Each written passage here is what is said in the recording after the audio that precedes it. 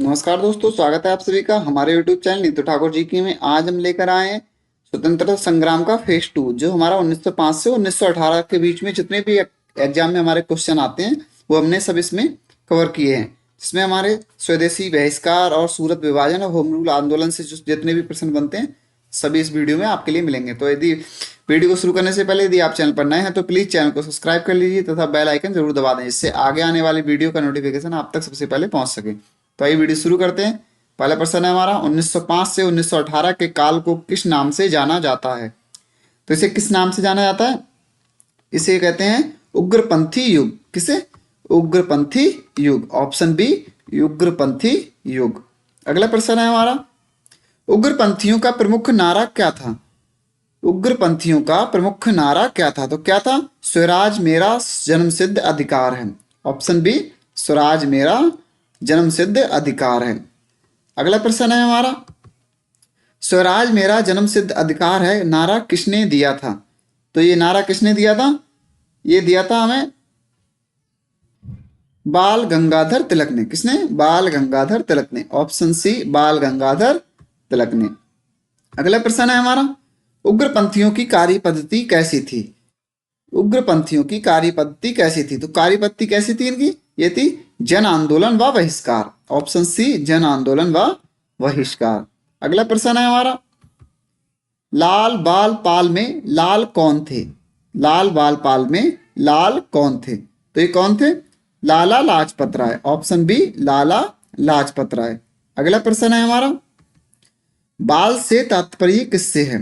यानी बाल से तात्पर्य किससे है, यानी बाल किसके नाम से है? तो ये बाल गंगाधर तिलक। ऑप्शन सी, बाल गंगाधर तिलक। अगला प्रश्न है हमारा, पाल से तात्पर्य किससे है? तो ये पाल से तात्पर्य किससे है? बिपिन चंद्र पाल। कौन? बिपिन चंद्र पाल। Option B, Bipin Chandra Pal. अगला प्रश्न है हमारा, स्वदेशी आंदोलन का उद्देश्य क्या था? स्वदेशी आंदोलन का उद्देश्य क्या था? तो स्वदेशी आंदोलन का उद्देश्य क्या था? ये विदेशी वस्तुओं का बहिष्कार।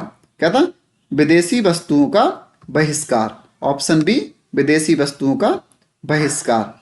अगला प्रश्न है हमारा, स्वदेशी आंदोलन के दौरान किसका विशेष विकास हुआ था? तो किसका हुआ था? ये भारतीय उद्योग का।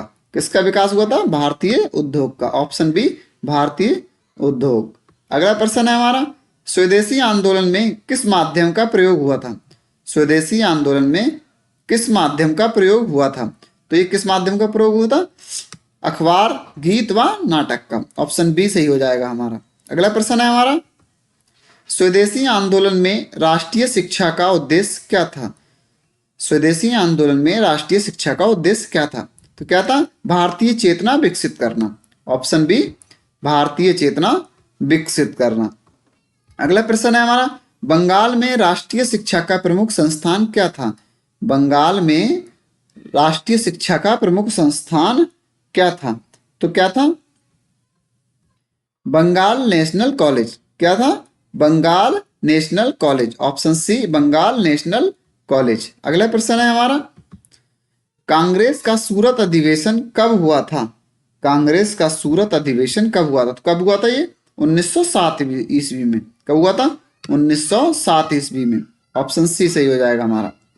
अगला प्रश्न है हमारा, सूरत अधिवेशन में कांग्रेस का विभाजन किसके बीच हुआ था? तो ये किसके बीच हुआ था? ये हुआ था नरमपंथी व उग्रपंथी के बीच में। किसके? नरमपंथी व उग्रपंथी। ऑप्शन बी सही हो जाएगा हमारा। अगला प्रश्न है हमारा, सूरत विभाजन का मुख्य कारण क्या था? सूरत विभाजन का मुख्य कारण क्या था? तो ये क्या था? आंदोलन की पद्धति। क्या? आंदोलन की पद्धति। ऑप्शन बी, आंदोलन की पद्धति। अगला प्रश्न है हमारा, सूरत विभाजन के समय कांग्रेस अध्यक्ष कौन था? सूरत विभाजन के समय कांग्रेस का अध्यक्ष कौन था? तो कौन था ये? रास बिहारी घोष था। कौन था? रास बिहारी घोष। ऑप्शन बी, रास बिहारी घोष। अगला प्रश्न है हमारा, सूरत विभाजन के बाद उग्रपंथियों का क्या हुआ था? क्या हुआ था? ये कांग्रेस से बाहर हुए थे। क्या? कांग्रेस से बाहर। ऑप्शन बी, कांग्रेस से बाहर हुए। अगला प्रश्न है हमारा, 1905 से 1918 के दौरान क्रांतिकारी गतिविधियां कहाँ अधिक थी? तो ये कहाँ पर अधिक थी? ये थी उत्तर भारत व बंगाल में। कहाँ पर? उत्तर भारत व बंगाल में। ऑप्शन बी, उत्तर भारत व बंगाल में। अगला प्रश्न है हमारा, अनुशीलन समिति किस क्षेत्र से संबंधित थी? अनुशीलन समिति किस क्षेत्र से संबंधित थी? तो किससे थी ये बंगाल से। किससे थी? बंगाल से। Option B, Bengal. अगला प्रश्न है हमारा, युगांतर किस प्रकार का संगठन था? युगांतर किस प्रकार का संगठन था? तो ये किस प्रकार का संगठन था? ये क्रांतिकारी। क्या था? क्रांतिकारी। ऑप्शन सी, क्रांतिकारी। अगला प्रश्न है हमारा, होम रूल आंदोलन का उद्देश्य क्या था? होम रूल आंदोलन का उद्देश्य क्या था? तो इसका उद्देश्य क्या था? भारत में स्वशासन। क्या था? भारत में स्वशासन। ऑप्शन बी, भारत में स्वशासन। अगला प्रश्न है हमारा, होम रूल आंदोलन कब शुरू हुआ था? होम रूल आंदोलन कब शुरू हुआ था? तो ये कब शुरू हुआ था? ये 1916 में। कब शुरू हुआ था? 1916 में। ऑप्शन सी, 1916 में। अगला प्रश्न है हमारा, होम रूल आंदोलन किससे प्रेरित था? तो ये किससे प्रेरित था? ये आयरलैंड आंदोलन से। किससे? आयरलैंड आंदोलन से। ऑप्शन बी, आयरलैंड आंदोलन से। अगला प्रश्न है, होम रूल आंदोलन के प्रमुख नेता कौन थे? होम रूल आंदोलन के प्रमुख नेता कौन थे? तो कौन थे? तिलक व एनी बेसेंट। ऑप्शन बी, तिलक व एनी बेसेंट। अगला प्रश्न है हमारा, एनी बेसेंट ने होम रूल लीग कहाँ स्थापित की थी? एनी बेसेंट ने होम रूल लीग कहाँ स्थापित की थी? तो कहाँ पर की थी ये की थी मद्रास में। कहाँ? मद्रास में। ऑप्शन बी, मद्रास में। अगला प्रश्न है हमारा, तिलक की होम रूल लीग का केंद्र कहाँ था? तिलक की होम रूल लीग का केंद्र कहाँ था? तो कहाँ पर था ये था पूना में। कहाँ था? पूना में। ऑप्शन सी, पूना में। अगला प्रश्न है हमारा, प्रथम विश्व युद्ध कब प्रारंभ हुआ था? प्रथम विश्व युद्ध कब प्रारंभ हुआ था? तो प्रथम विश्व युद्ध कब प्रारंभ हुआ था? ये हुआ था हमारा 1914 में। कब हुआ था? 1914 में। ऑप्शन बी, 1914 में। अगला प्रश्न है हमारा, प्रथम विश्व युद्ध में भारत ने किसका साथ दिया था? तो किसका साथ दिया था? ये ब्रिटेन का साथ दिया था। ऑप्शन सी, ब्रिटेन का साथ दिया था। अगला प्रश्न है हमारा, युद्ध में भारत के सहयोग के बदले भारतीयों की अपेक्षा क्या थी? तो ये क्या थी? ये थी हमारी स्वशासन। क्या थी? स्वशासन की। ऑप्शन बी सही हो जाएगा हमारा। अगला प्रश्न है हमारा, लखनऊ समझौता कब हुआ था? लखनऊ समझौता कब हुआ था? तो कब हुआ था ये? 1916 में। कब हुआ था? 1916 में। ऑप्शन सी सही हो जाएगा हमारा। अगला प्रश्न है हमारा, लखनऊ समझौता किनके बीच हुआ था? तो ये किनके बीच हुआ था? ये हुआ था कांग्रेस और मुस्लिम लीग के बीच में। ऑप्शन बी, कांग्रेस व मुस्लिम लीग के बीच में।